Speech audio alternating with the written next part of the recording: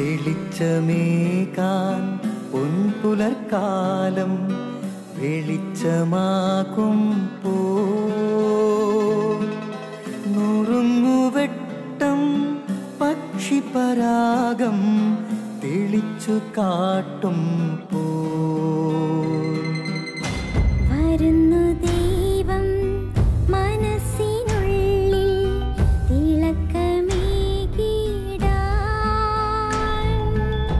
തരുന്നു ധ്യാന പ്രകാശമാർക്കും വിളക്ക് വയ്ക്കുമ്പോൾ നുറുങ്ങുവെട്ടം ഇറങ്ങിടട്ടെ ഹൃദന്തമെല്ലാം യുഗപ്രകാശത്താൽ മറഞ്ഞിടട്ടെ മനാന്ധകാരം യുഗപ്രസാദത്താൽ നുറുങ്ങുവെട്ടം.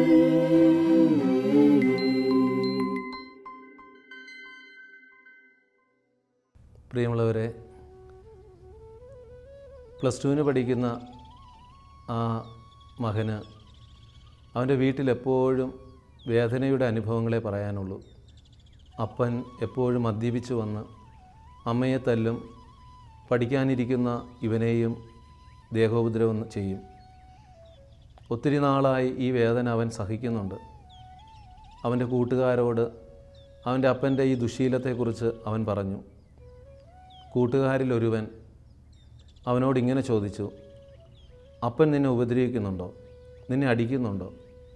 അങ്ങനെയാണെങ്കിൽ നീ ഒരു ദിവസം മദ്യപിച്ചിട്ട് ധൈര്യമായിട്ട് നീയും വീട്ടിൽ കയറി ചെല്ലുക.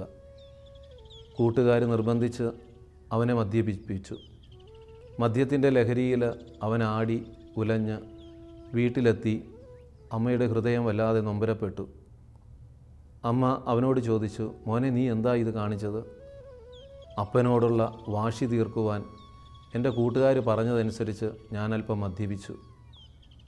പ്രിയമുള്ളവരെ, തിന്മയെ തിന്മ കൊണ്ടല്ല നേരിടേണ്ടത്, പ്രാർത്ഥന കൊണ്ടും സ്നേഹം കൊണ്ടും നമുക്ക് നേരിടാൻ കഴിഞ്ഞില്ലെങ്കിൽ, അങ്ങനെയുള്ള ഉപദേശങ്ങൾ നമ്മൾ മറ്റുള്ളവർക്ക് കൊടുക്കുന്നില്ലെങ്കിൽ, നമ്മൾ ഇതുപോലുള്ള തകർച്ചകളിലേക്ക് മറ്റുള്ളവരെ വീഴ്ത്താനായിട്ട് സാധ്യതയുണ്ട്.